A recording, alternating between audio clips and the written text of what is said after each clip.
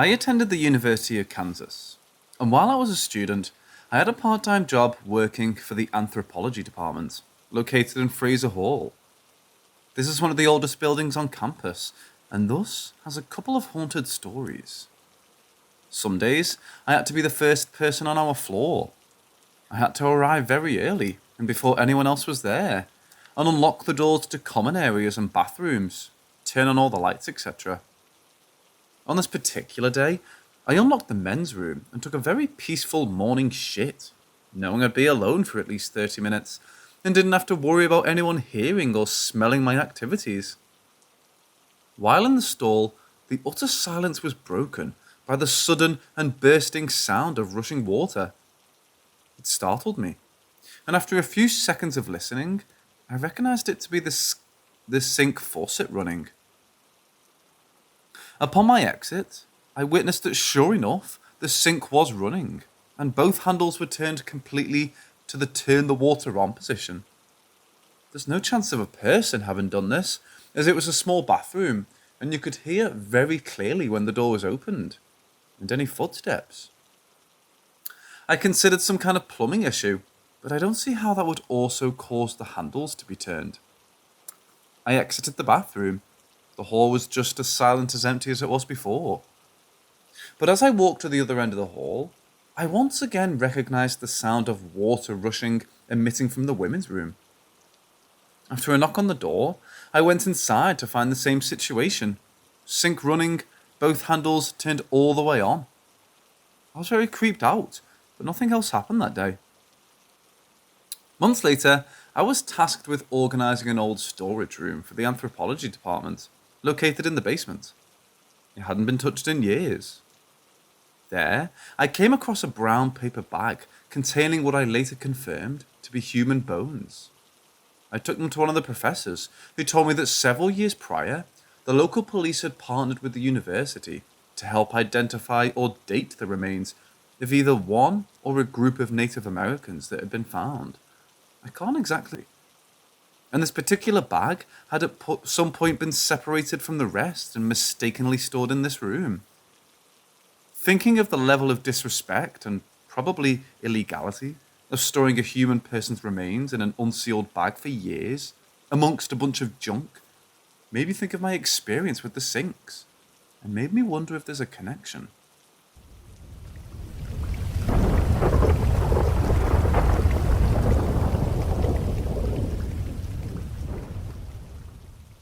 About 25 years ago, my husband and I were in Iowa to attend a family wedding, staying at a Victorian bed and breakfast called the Bishop's House.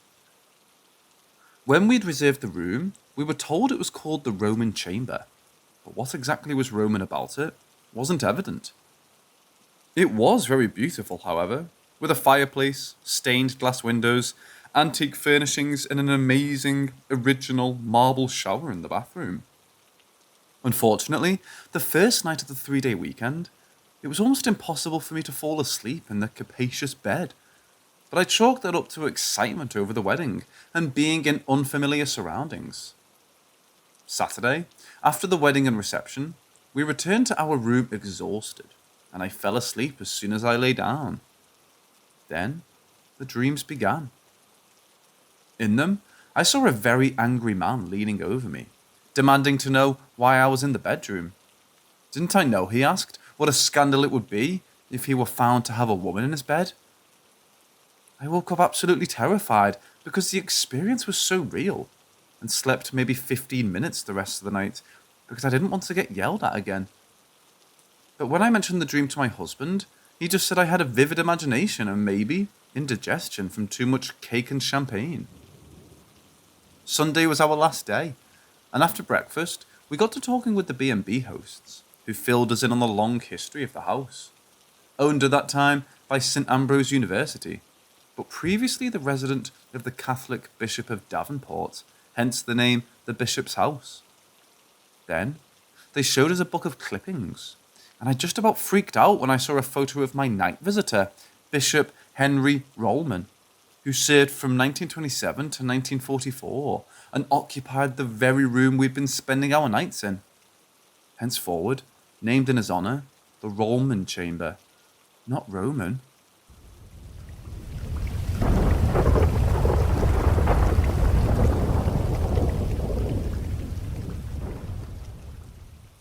My mom was a psychic, a gift likely inherited from her mother. But as they didn't have much of a relationship, nothing about it was ever really explained to her. On the positive side, she was never taught to hide her ability. On the negative, she never learned to filter and was always aware of the spirits around her.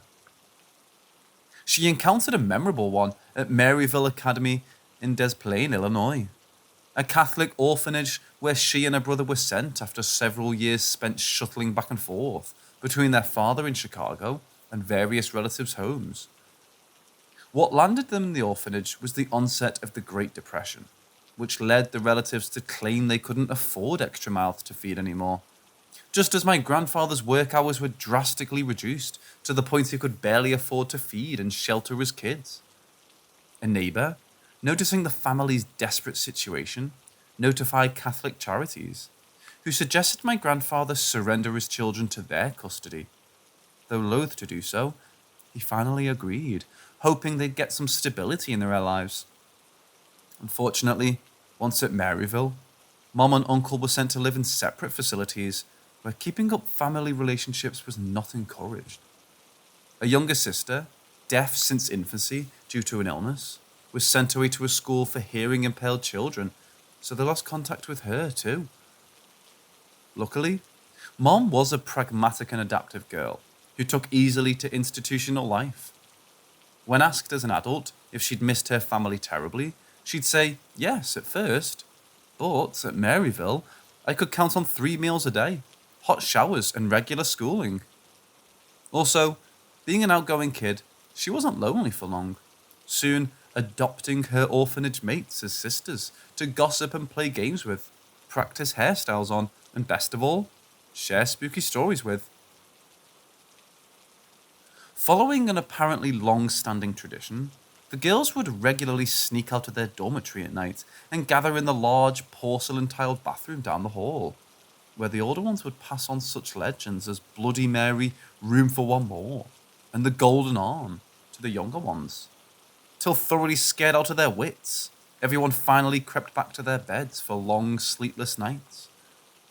However, my mother was certain they hadn't been telling tales the night of the incident, because everyone had been sent to bed early in preparation for a religious observation the following day. By midnight, the girls, with the exception of my mom, were sound asleep, snoring gently in the large room that held upwards of 20 beds. Hearing the familiar gentle swish of a nun's habit and the accompanying faint click of rosary beads coming down the hall, Mom understood a sister was coming to check on them and closed her eyes so as to appear asleep. She heard the nun make her way up one row and down the next, seeming to check each girl before moving on. But when she got to her, she stopped and stood over her a while before seating herself at the end of the bed. Never having been singled out like that before, my startled mother opened her eyes and saw nothing. There was definitely someone on the bed, as she could feel the warmth and weight of her body resting on her feet, but whoever it was invisible. Per my mother's recollection, she nearly died of fright as the following possibilities ran through her head. She was dying, and the nun's spirit had come to escort her to the hereafter. The spirit had come to warn her of something bad about to happen at the orphanage, or maybe she'd come to notify her of illness or death in her family. With each speculation, her panic increased till finally she couldn't take it anymore and fainted from sheer terror. The next morning, surprised to find herself still alive, she rose with the rest of the girls for the religious observation. But later, when they had a chance to talk, she asked if anyone had noticed anything during the night. No one had, nor did anything unusual occur, or any news that would explain the nun's visit.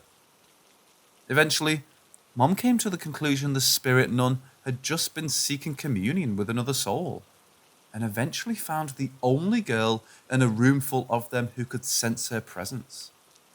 Since at the time Maryville was over 30 years old, It seemed likely at least one sister had died while in service there, especially during the Spanish flu epidemic of 1918. But unfortunately, never having records, Mom was never able to verify the identity of a special visitor, though she remembered her for the rest of her life.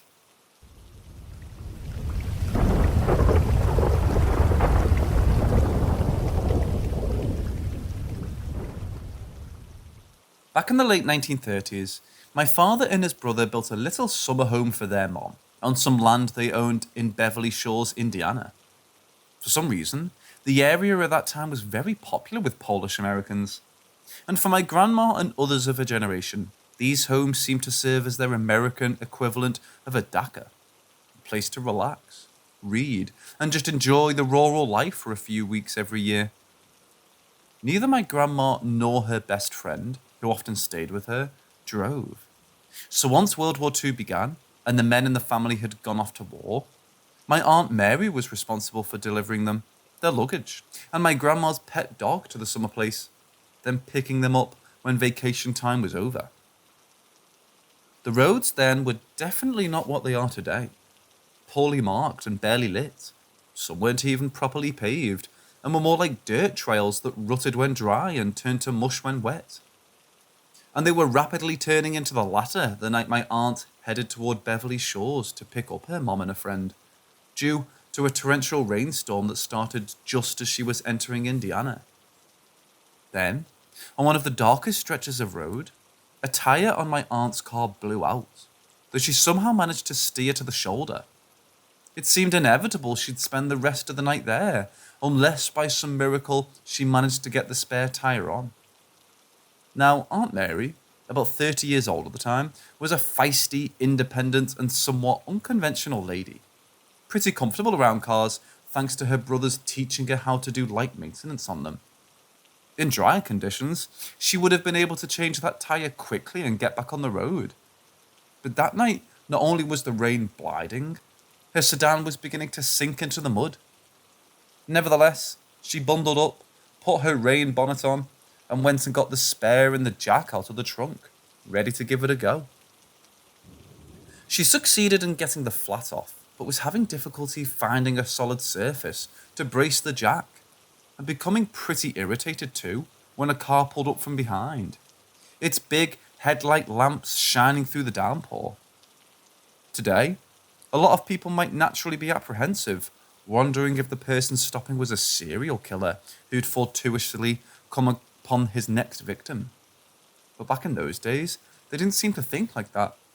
My aunt was just happy to have some help. The face of the man who got out of the car was mostly obscured by a pulled-down fedora and turned-up collar, so my aunt never really got a good look at him, but she remembered his voice as being low and pleasant. After assessing the situation, he immediately dived in to help, despite the fact his expensive trench coat and gloves got seriously soiled in the process. When he was done, my aunt both thanked him profusely and offered to give him some money, which he refused. But getting back in her car, she grabbed her purse anyway, pulled out a $5 and exited, intending to press the money into his hand and refused to take no for an answer. Except, there was no man, or car, on the isolated road in less than a minute. They both disappeared. As he couldn't have driven past her without her hearing it, my aunt wondered if he'd back down the road. But why would he have done that, when he'd obviously been headed into Beverly Shores too? Despite the late hour and the rain, my aunt needed to solve the mystery of where her good Samaritan had gone. So she slowly turned her car around and headed in the opposite direction, certain she'd encounter him soon enough. But despite going nearly a mile, she didn't. Only then did she start getting what she called the creeps. A dawning suspicion that the man who so kindly helped her was not of this world. Though some who eventually heard the story suggested he might have been a guardian angel, my aunt tended to think he was someone who died on that stretch of road on a rainy night, reaching out to help a stranded stranger. Even as an elderly lady, she'd shiver a little at that thought.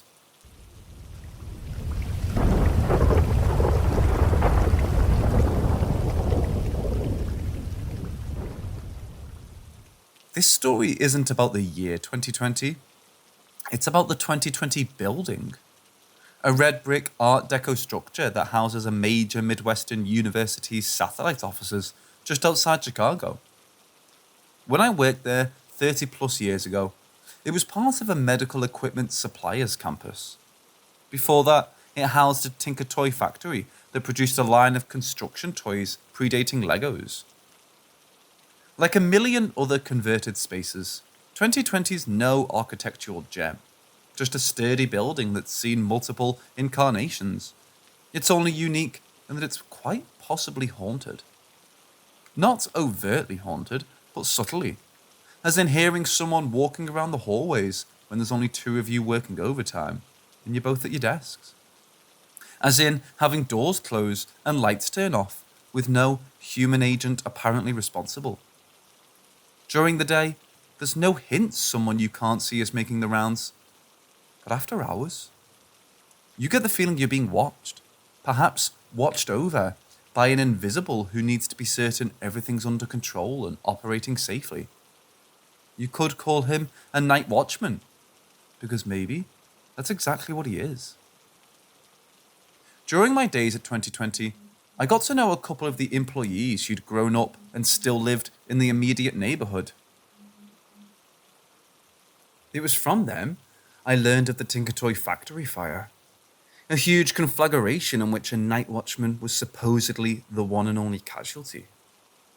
According to what I heard, he discovered the fire while making his rounds and tried to extinguish it himself before calling the fire department. But his actions cost him his life when he got trapped by the flames. I've never been able to verify this story, but I can tell you I worked many late nights at that place and heard footsteps and doors closing when the only other person upstairs besides me was a staff accountant sitting right in my line of sight. You couldn't attribute the sounds to cleaning staff or roving security because the building was cleaned Saturday mornings and the lone guard on duty remained at her lobby desk all night long, with the exception of breaks taken in a bathroom literally 5 feet away. When the division I worked for closed down in 1984, I left for a job at the downtown campus of the aforementioned university, where I met the man I eventually married. A few years later, when the university bought 2020, they established a satellite office for his department there. So while he continues to work in Chicago, he often goes up there for meetings and knows the staff well. A couple of years ago, I was introduced to a member of this extended co-worker family when we ran into her one day while out shopping. Instantly liking each other, we were soon chatting up a storm, during which I mentioned I once worked in the same building she did now. 2020 is quite an interesting place, isn't it? She asked. And I, sensing she was hinting at something, went there, saying, "It sure is.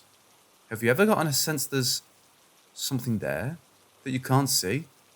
"Oh, hell yeah," she said, with a laugh. "There's definitely something there. I'm always aware of it when I'm working late." Of course, I felt I had to tell her the story about the night watchman.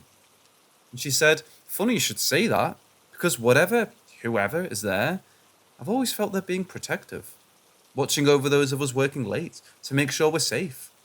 I've never felt scared of it at all."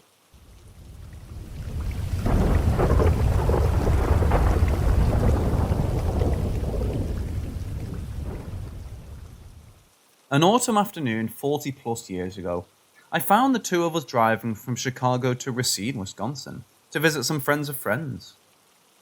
Growing hungry on our journey, we decided to grab something to eat. But since we craved burgers, and ham and cheese franchises were the only options along the highway in those days, it took some searching to locate a McDonald's. We finally found one, identified only by a tiny sign, in a Victorian brownstone on the outskirts of a small town. Despite its atypical exterior, Jolly and I expected the interior to resemble most Mickey D's of the time. Brightly lit, with a signboard displaying options and a counter attended by a uniformed employee. Instead, the decor, replete with black and white tile floors, cafe tables, with bantwood chairs, and working gaslight fixtures, was like no golden arches we'd ever seen. Note, this wasn't a themed franchise, attempting to recreate an 1890s atmosphere with reproduction furnishings. That concept yet didn't exist in 1979, and even if it had, it didn't seem likely a small town franchisee would have spent money making his restaurant match its location. Anyway, what we were presented with was more a fast food establishment as imagined by someone from the 19th century who'd never actually seen one. For nothing in the place was standard issue, from the tiny wooden half-hexagonal counter to the written-out chalkboard menu listing only hamburgers and Coca-Cola. None of the other usual menu items, not even fries, were available. While taking this in, a feeling came over me that this McDonald's wasn't what it was pretending to be. By that, I don't mean it was a fake franchise conscripting the burger's Giants logo, but rather some sort of illusion designed to cover something distinctly unpleasant. Not only was there an eeriness to the place that contradicted the cheery atmosphere of your average fast food outlet, but the creepy factor was ratcheted by the fact that there were no other customers at all. It was just me, Jolie, and those spooky counter girls. Still, we were hungry, so when one of the girls asked, "How many burgers?" in a near mechanical voice, I turned to ask my friend how many she wanted, thinking if we placed our orders together, we could get out of this spooky place sooner and go eat in the car. But when I did, I saw a Jolie I barely recognized. One with bugged out eyes set in a face so pale, I swear its freckles stood out in 3D. What's going on with her? I was worried. Is she ill? For in the years we'd known each other, I'd never seen my friend look quite like that before. Granted, she was fair-skinned, but at that moment, her face was completely drained of colour, whiter than snow. Trying to figure out what was wrong, I leaned closer and heard her hiss, "We need to get the hell out of here now! Come on!" before she bolted for the door. Instantly convinced she was seeing something far worse than the dead-eyed counter attendants, I unquestionably ran after her. We ended up squeezing through the door together and running for the car side by side.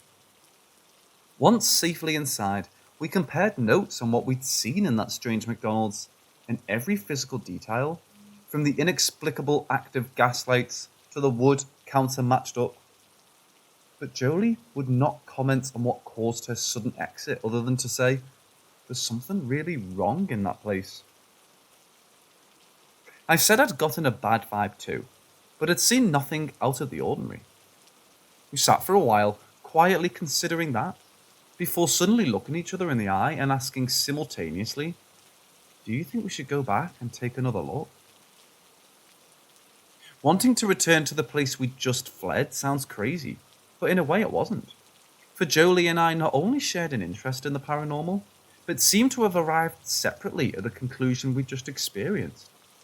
In addition, a couple of years earlier, we'd received a reading from a psychic friend of her mom's, who'd said we were both gifted, but that Jolie's gift was a bit stronger. So I think, by going back to the scene of the scare, with someone of similar talents backing her up, Jolie felt she might confirm whatever it was she'd seen.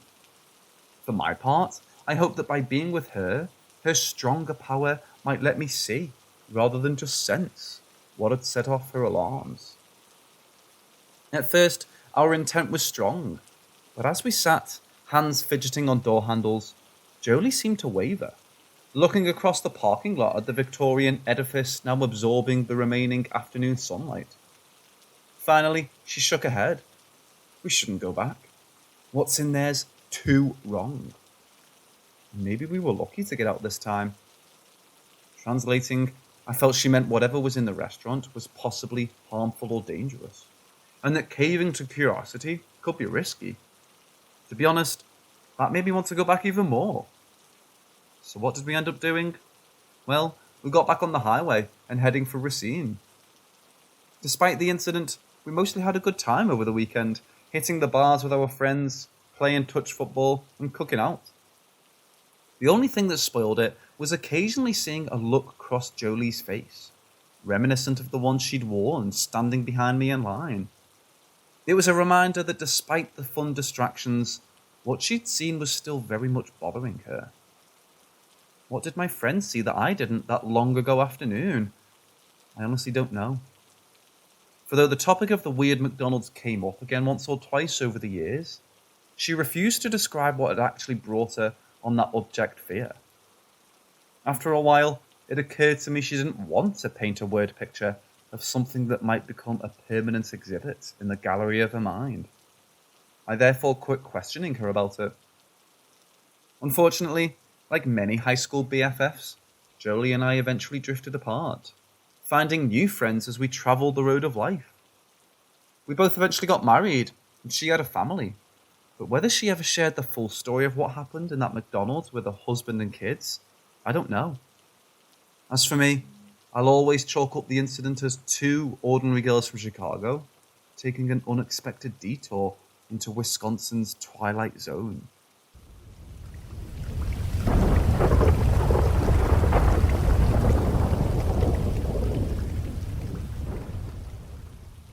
While living in our old neighborhood on the north side of Chicago, my husband and I often took walks on late summer evenings to admire the area's beautiful Victorian houses by moonlight. Frequently, their owners, sitting on the wraparound porches to catch a breeze, would call out, "Nice night," as we passed. To which, of course, we responded, "Yes, it certainly is." It was a lovely social tradition, one we imagined had been practiced since those houses were built. One night, ambling back to our apartment, we happened to pass a tree in the parkway, about which there was nothing unusual, except as we walked under its branches, a deep, resonating moan emanated from within its darkened foliage. Not a cicada buzz, bat squeak, bird chirp, or cat yowl, but a moan, coming from right above our heads. There was something not right about the sound, and the hair on my arm stood on end. Yet we paused, trying to determine what we'd heard. "What do you think that was?" I asked my husband. "Has to be an animal," he said. "Maybe a squirrel protecting its nest." The sound again came from above our heads, more of a groan than a moan this time. "Squirrel?" I scoffed. "I've never heard one make that noise." City squirrels do occasionally emit a distinctive cry when scared, but it could never be mistaken for a moan or groan. There was a human or human-like element to what we were hearing, but the tree was in no way big or sturdy enough to conceal an adult or a child. And who'd hide up in a tree and mowed anyway? "It has to be a squirrel," my husband reiterated, sounding less convinced now, more like he was trying to make things right in his mind. But the sound was even more wrong, low and guttural when it came a third time. "Whatever it is, we need to go now," he said suddenly, grabbing me by the arm and pulling me away from the tree. He's a fast walker naturally, but now he race walked, on the verge of running, as he dragged me behind him. Barely able to keep up, I nevertheless asked, "Do you think it's some sort of spirit?"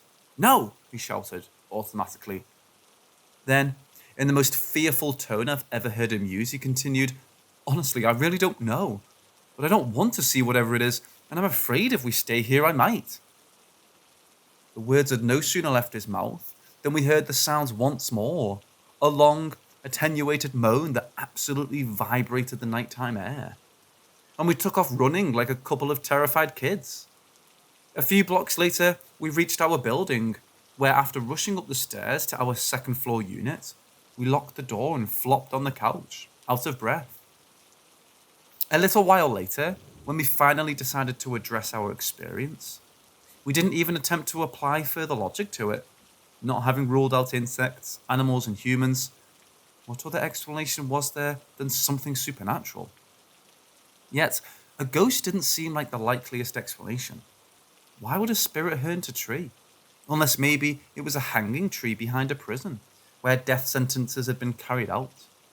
A scrawny young maple on an urban parkway didn't fit that scenario. Then I began wondering if we'd encountered a misplaced elemental. Named after the elements of nature, elementals are spirits that have never incarnated as humans. While technically not ghosts, they're capable of evoking fear or uneasiness in some people. Mostly, though, they're pretty harmless.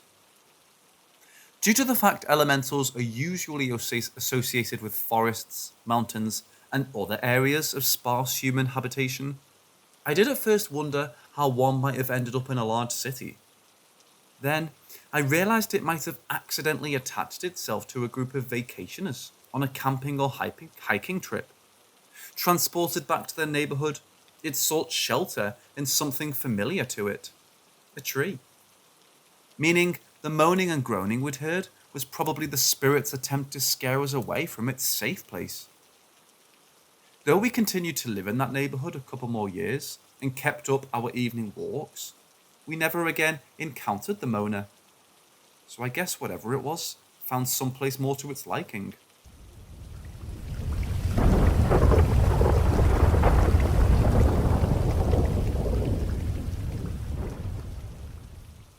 When I was around 16, I lived in a rural town in central Illinois near Starved Rock and had an experience with an unknown and mysterious animal. We lived at the edge of town, and there's a large field directly to the right of our home, and a set of train tracks behind our backyard, and a line of forest. As kids, without much to do in a small town, we would walk these tracks pretty frequently, and would often run into other kids doing just the same. It was a pretty cool area, actually, with all of nature and trees. Until that day, it was even a nice escape to go for a long walk when stressed. Like any other time, we went down the tunnel of trees that led to the little path that would walk us down the embankment before the railroad tracks. We had a normal walk for about 10 minutes from there, just talking and chatting about our boyfriends and what our current favourite memes were. Once we reached the bridge over the tracks, that was about 3 blocks down from my house, that's when things started to get strange. I found the carcass of a large 2-foot fish that had obviously been torn into by some predators, without much left but bone. Keep in mind that this was a little ways inland, and the river was still a good trek by foot, and would require a large animal to carry that size fish so far. A little further down, a breadcrumb trail of white fluff scattered through the tall grass on the opposite side of the tracks. To me, it looked like an animal had been hurt. And me being the animal lover but a stupid 16-year-old one, I thought it was a grand idea to keep investigating further. I followed the trail of fluff, which led me to a fresh deer leg and nothing else. Just past the deer leg, then about 15 feet or so away, I walked directly up the opposite embankment from the original to see a large den-like tunnel. Immediately walking up to it, I felt like I shouldn't be there, and something else just felt the same. I retreated backwards, feeling that I should not turn my back on the den. Scared out of our minds at that point, we decided it was probably best to get back, because God knew what else we would find, or would find us. And it was about 30 minutes before dark anyway. On the way back, though, we were not alone. We heard grass moving on the embankment the whole way, beside us on the side that we would have to cross to get back to my yard. You could hear that it was slow and deliberate moves in the grass, and every now and then, a few rapid ones if we moved quicker. We felt hunted. With no weapons but the rocks on the track, we hurried a few and shouted to get whatever it was away, far enough so that we could go back up the embankment. This worked, and we thought that was once we reached my yard. This is the part where I would go back and slap myself. We were so stupid. We decided that we would hang out on the trampoline that had a clear view of the field next door for the next hour, till my friend's mom came to pick her up. The sun had fallen to the point where only shapes and different levels of darkness were clear on the field. Suddenly, something large, dark, and low to the ground came out of the tree line and onto the field. It stopped and turned to us. I was frozen and immediately told my friend to stay still. We could only see the darkness of the creature's fur and its movements slightly cat-like, stalking. To this point, I'd say, oh, cougar or something.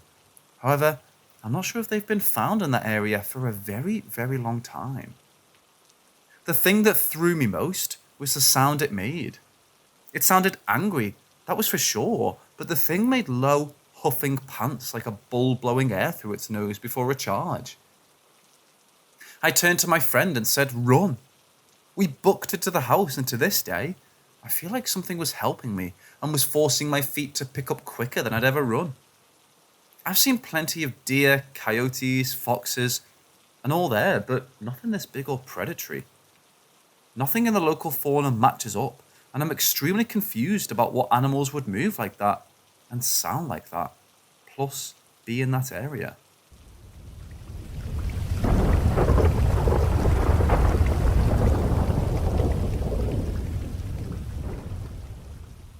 This was about 2 weeks ago. I recently just got laid off from my job due to the pandemic, but my husband is an essential worker, so he has to still go in every morning. It was around 3 p.m. in the afternoon, and I was cleaning our kitchen and doing dishes. He usually doesn't get home until 5:30 or 6 every night. I was alone and wiping down our counters when I heard my husband calling my name downstairs. I immediately stopped and looked down at the staircase across from my kitchen. Then immediately after hearing what I thought was him, I watched my cats run over to our stairway and jump up onto our banister and look down towards the door to the garage, like they always do when he gets home from work. So I thought he may have just been getting home early, then quickly realised I never heard our garage opening or his car door shutting. My cats were still perched there and seemed like they were awaiting him still. Then they both look at me simultaneously with confusion. Then I responded back with his name in a questionable tone. There was no answer. That's when danger entered my mind. I immediately grabbed our pistol with safety still on, just in case it really were my husband. Couldn't be too sure it wasn't. Then again I called out, "Hello? Who's down there? I am armed." Still as silent as it was when I was peacefully cleaning.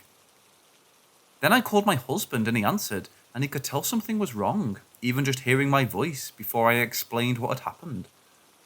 I asked him if he made it home and he said, "No, I'm still at work." He always likes to prank me, and I thought maybe this may have been one of those times. I told him, "Tell me you're joking right now. I have the gun in my hand. If you're not home, something just said my name and it sounded just like your voice." He hung up the phone with me and called back on FaceTime so I could see he was still in fact at work. So now I'm thinking someone might be in the house. I checked every room and the windows and doors, all untouched. Then I began questioning if I was just hearing things. But the fact my cats reacted the same time I did is reassurance that I'm not crazy. I think they heard it just as I did. Haven't heard a voice since.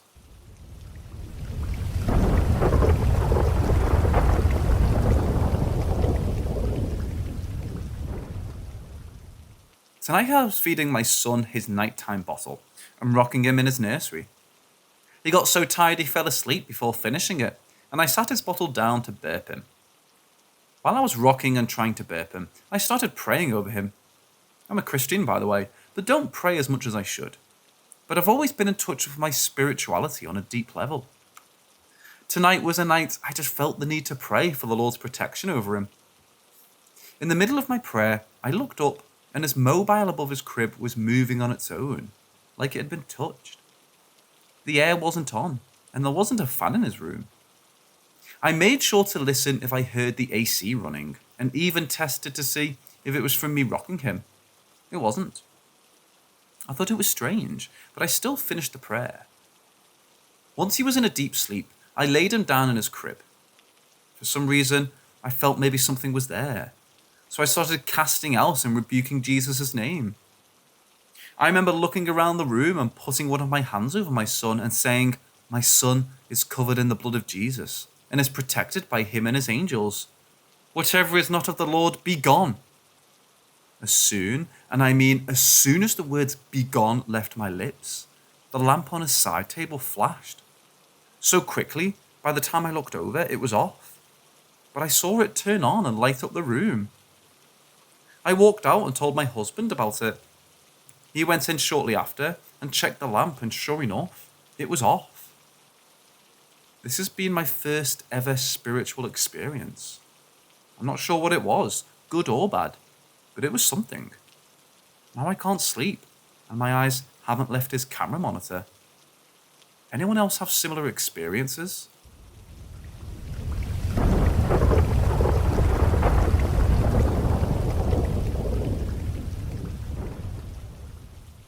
This happened to me when I was 17, around the same time when most of my friends were just getting their driver's license. We all had that rush for cars back then, so it was quite common for us to skip school and go for a ride out of town. The city where I live is surrounded by forests and 2 mountains, so we basically had a lot of places to go and chill. One day, my friend was very excited to show us a place that he found online, for which people said was quite odd. We looked it up, and apparently it had a reputation for being a paranormal site. Being the typical group of teens, we collectively agreed to check it out ASAP, including me, who more or less believes in spiritual stuff. Going up the mountain, we were listening to the radio until we lost the station. This entire experience is happening during a summer night, so we were feeling pretty careless and as excited as a person can be. Having no music to listen to, we started talking and discussing our expectations for this place, with most of us having no expectations at all. Our conversation was suddenly interrupted by the loud static coming from the radio that we turned off just a few minutes ago. We were all a bit startled, but still nothing out of the ordinary. It happened again a few minutes later. We all looked at the radio, and it was still off. We quickly dismissed this as something that radios do for some reason, and again, didn't pay much attention. The third time that it happened, the driver hit the brakes and stopped the car. He turned to us and yelled, "Fuck me, did you hear that? What was that?" claiming that he heard a voice this time. None of us heard anything except static. The driver said that he's had enough and switched the engine off, so there's no possible way for anything, including the radio, to be working. We sat there like that for a while in pitch black, for there were no city lights around us, and the forest had covered all other light sources like stars, etc. The light indicating the radio turned on, and soon after the static came. I could tell we were all feeling a bit anxious by then. Through the static came a female voice singing, and it was very silent. For a second it got louder, then fell back to silent again and then vanished. But even weirder, the static vanished too. Once we switched the car back on and turned the headlights on too, we observed what seemed to be smudges of fingers all across the windshield. We didn't turn the car around immediately, but I could tell that we all just wanted to leave. We stopped further up on a hill, took some pictures of the Milky Way and went home afterward. Ever since, we speculate about what happened to the radio and windshield that night. My friends went 2 more times without me to the same place, recording the same, including feeling a small push once the car was off. What do you think?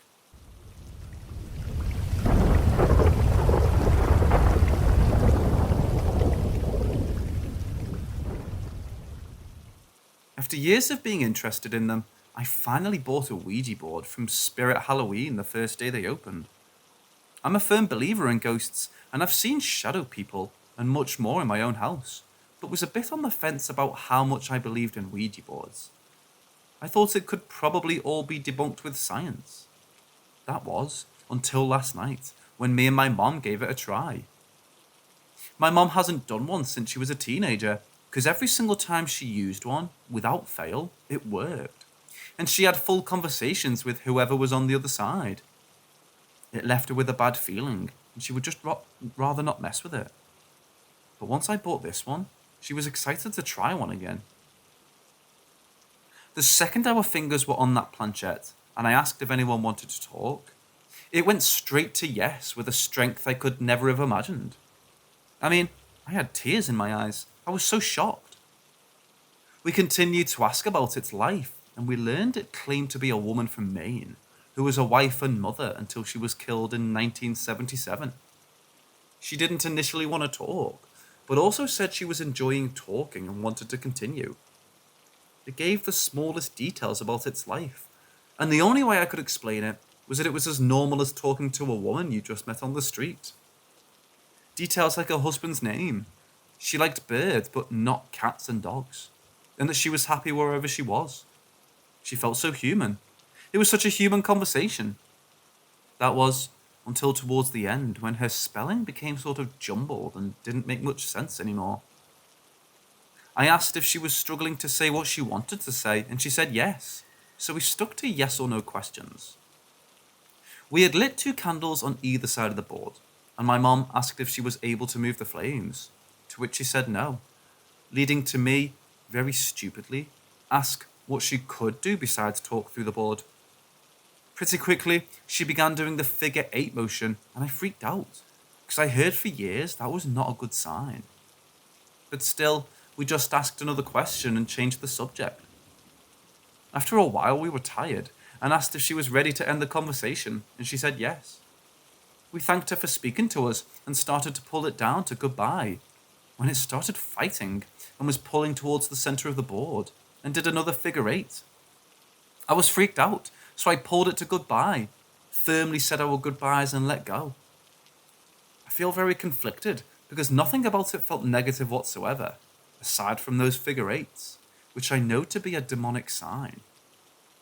Me and my mom wondered if it took my question of what it could do as an invitation, and it was trying to be released from the board to join us.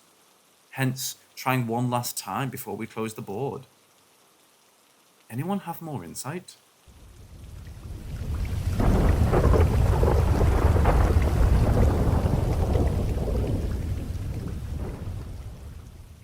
Some brief background first. I grew up in a relatively small town in Australia. The house my parents built was in an area that had previously been a large farming area around 100 years earlier. While I lived at that house, I had many experiences with what I'd consider paranormal, ranging from seeing shadowy figures to one evening where I felt something physically sit on my bed while I was at home alone. This particular incident happened in 2008 when I was about 15 years old. I remember I was home alone this particular night, and I was sitting in the living room playing Fallout 3 on my PlayStation. I was home alone, so me being a loud and obnoxious child, I decided to make as much noise as I could, since no one was around to tell me otherwise. I would always make this stupid whistling sound that nobody else I knew how to do.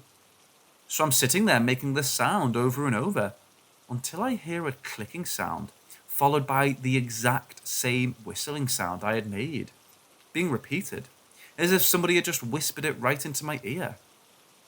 At this point, I froze in place. I had never felt as terrified as I did at that exact moment. I remember having this overwhelming feeling of dread, and I immediately threw down my controller and bolted out the front of my house. Now, the front door of this house was completely made out of glass, so I was able to see straight into the room I was just sitting in. I stood there for what felt like an hour before I had the courage to go back inside. I ended up sitting in my parents' room with their TV on until they got home. Obviously, they didn't believe a word I said when I told them. To this day, I still don't know what caused that sound. I don't believe I was hallucinating, and it wasn't loud enough to be an echo. I often think back to this day many years later.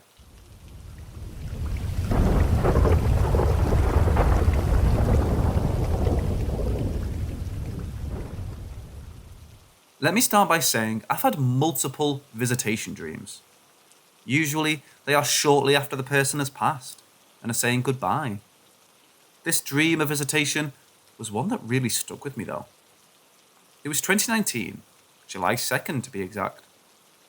My grandpa had been gone for 15 years by then. My grandma had been in and out of the hospital for a couple of months. She was fighting pneumonia for a while, and then she started having some stomach issues and went back in. Well, that day, not much news had changed with her. She was still okay, and wasn't in any sort of extreme decline. Well, that night, I had this dream. I remember my grandpa was in some room with me, and I said, "Grandpa, what are you doing here? You've been gone so long now." He smiled and said, "I know. I'm here to take Grandma home now." I remember feeling happy. I wasn't sad. I was excited because Grandma was going to see Grandpa. I woke up and told my dream to my husband. A little bit afterwards, I got a text from my cousin. She said Grandma was not doing good, and her outcome looks bleak. Then she said they were taking her home to make her comfortable. I was totally baffled. I knew she wasn't doing good, but it was definitely a surprise. On July 4th, my grandma took her last breath, the same day her dad died.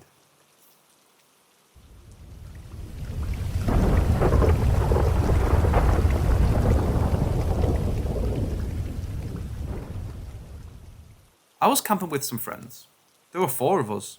2 guys, 2 girls, all in their early 20s. And we were driving across the country, camping in different spots. One night, we decided to camp in some woods on a cliff by the ocean, near a very beautiful beach. After we spent the night, I wake up earlier, around 9 a.m, and decide to explore the woods. Now, for some context, I never believed in paranormal or spirits before this, and I had been camping for years, so I'm used to the woods and being alone in nature. It was a very sunny day. I have a weird feeling like something's wrong or I'm being watched, but just ignore it. After I see a trail that ends in a small circle, and find it weird that it just ends, so I follow that trail to see if there's something in the end.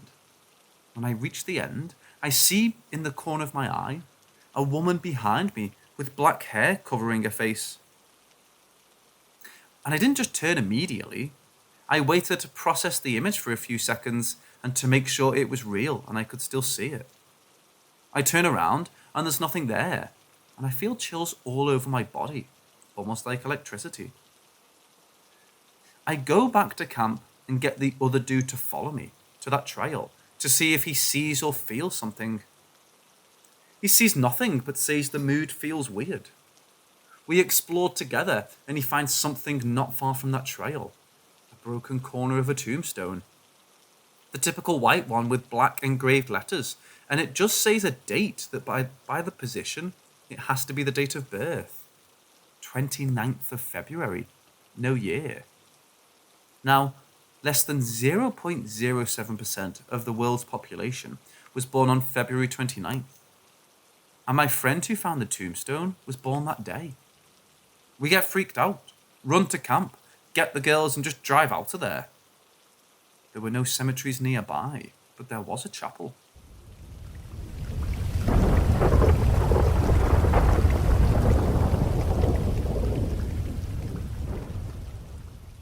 I'm quite superstitious, but would always try to find any logical reasoning before going towards the paranormal explanation. This happened a couple of years ago when I was travelling in France. I checked in at a hotel in Nice and shared a room with my mom. The room has 2 twin beds, so we each slept in one bed.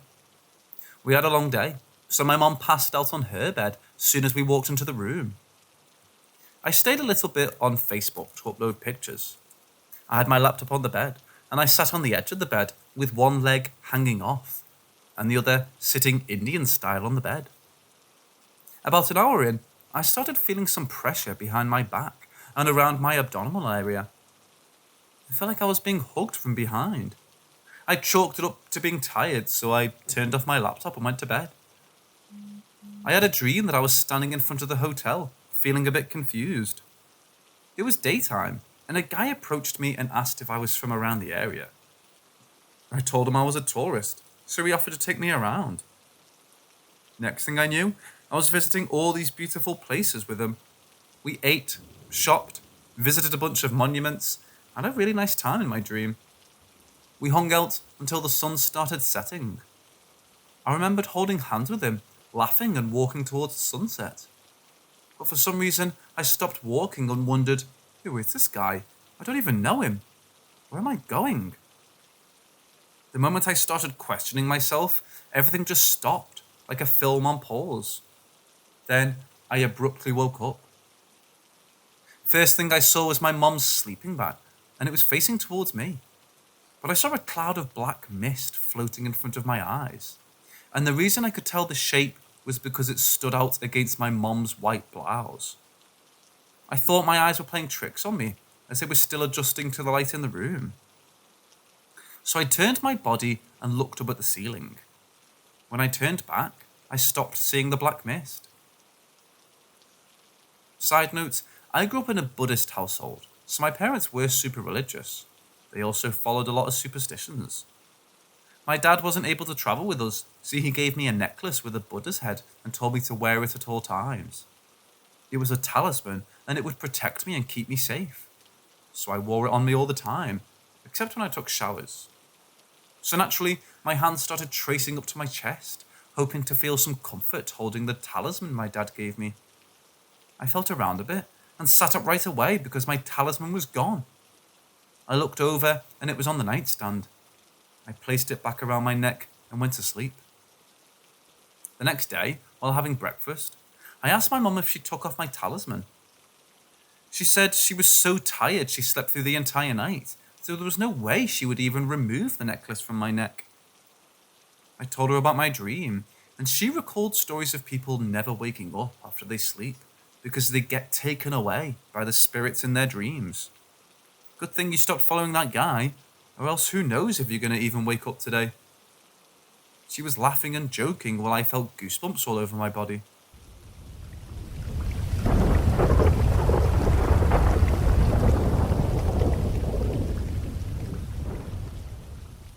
I was watching a documentary on the island where people would be invited over and be healed of untreatable diseases by alleged aliens. A guy who was healed and was being interviewed made a comment on their appearance. There was something off about them. They were all of the same type. As soon as he said those words, my mind evoked a 2016 memory of a New Year's party I hosted at a friend's house. At least 500 people showed up. I'd greet most people and show them around the place for them to have a nice beginning of the year. And this is where it gets weird. At around 3 a.m, a group of 8 or 9 people showed up.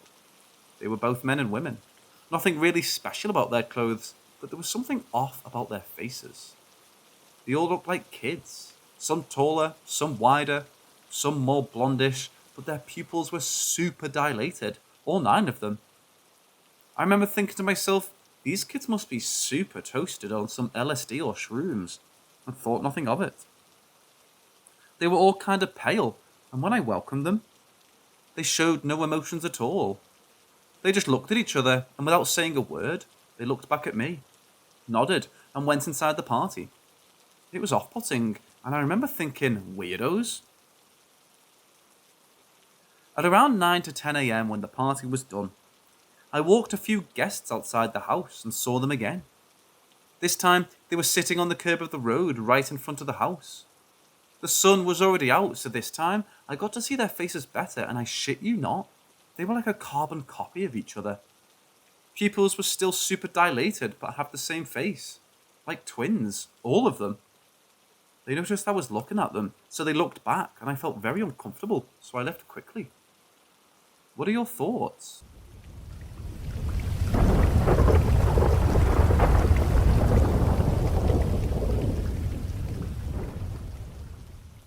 When my friends would sleep over as teenagers, they would say my parents' house was creepy at night.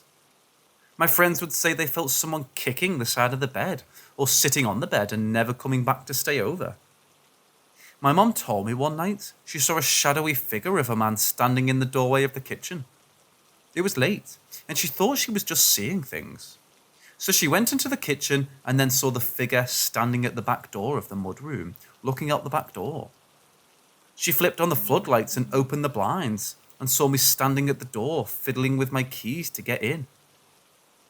Recently, I had an experience where I felt a hand touch my arm while I was asleep, and I heard a man say, "It's time to wake up." I opened my eyes and my husband was still asleep. I asked him what he just said to me, and he said he didn't say anything. I do have exploding head syndrome, so I hear loud knocking right before I wake up. So I wrote it off as that, or sleep paralysis. Today, I was clipping my nails over the toilet, and I saw a shadow cast of someone moving around outside my door in the hallway. Didn't think anything of it, because my husband was getting dressed in the other bathroom, so he may have been walking by. Then I saw someone peep around the corner and go away quickly, out of the corner of my eye. I saw the casted shadow of someone walking up to the bathroom again, and I turned to look, and I saw a man's leg stepping forward. I yelled for my husband, and the man backed away.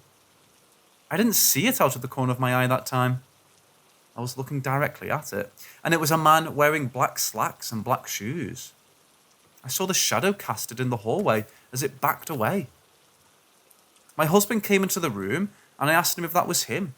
He was still in shorts, and he said no, he was in the other bathroom the whole time. Needless to say, seeing it with my own eyes, I'm either going crazy or it's something paranormal. I guess it's easier to accept it's a ghost or something.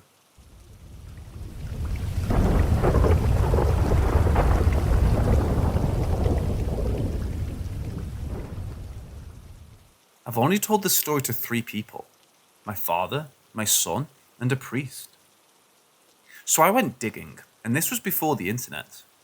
All we had was the BBS at the time, bulletin board system, a kind of rudimentary social platform for talking to other people around the world. I asked about black magic and regular witchcraft, and someone told me to check my local library. I lived in a huge city at this time, over 3 million people, so I went looking. I found a book of spells. There were incantations about different things. One was a spell to get power and money. I created an altar, a staff, drew a magic circle and followed every detail. The spell required a blood pact, or for the user to sign their name in their own blood, promising to save the entity and forfeit their soul as well. I had just turned 17 and I said the words. I cut myself and signed the pact. This was in a closed garage with no windows and doors, completely shut. A wind picked up and blew out the candles I was using, and a swirling pile of dead leaves and trash moved from one side of the garage to the other. This was the most terror I'd ever felt in my short time being alive thus far. Nothing bad happened though, at first. In fact, I met a powerful drug dealer and became one of my city's biggest drug dealers. At any one time, I had about 3 pounds of crystal meth for sale at a time. I was making $20,000 a week, and my life got very interesting. For about 3 years, I lived like a cartel king. Money, fame, women, cars, I had it all. I met powerful people in the underbelly of the crime world. I was untouchable. But then, I got my first bust. I started using more and OD'd several times. I finally left the city and the game and weighed 96 pounds. I'm 5'9", by the way. My life was shit. I used and got clean and used. Until my 30s. I even did 3 years in prison. Then, after getting clean, came the nightmares. Dreams so terrifying and repulsive, some I will never tell another soul. Dreams of being raped anally by demons, seeing things that made me sob when I would wake up. Then, an uncontrollable urge to use and do bad things. So again, back into the spiral. I'd be driving to work when I'd begin shaking and at times fighting myself not to go use. Cutting across 6 lanes of traffic to turn around and go score. I heard voices, I saw shadows from the corner of my vision. I felt a presence when alone. I was terrified. One time, I felt something trying to enter my mind or body, or both. I was so scared.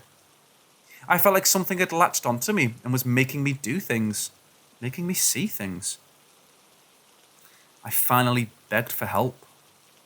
I told them all that had happened, and they made me get a psych evaluation. After that, they said that they would help me, and that they then performed a kind of blessing on my house. And I had to say some prayers and ask God for forgiveness. They also christened my forehead with holy water. I left there feeling better than I had in years. I never used again, and the nightmares and all the scary shit went away. I've been sober for over 13 years now. Was it all in my mind? Had I tapped onto something evil? I don't know. I just know I will never ever fuck with the occult again, and I still worry about what's going to happen when I die.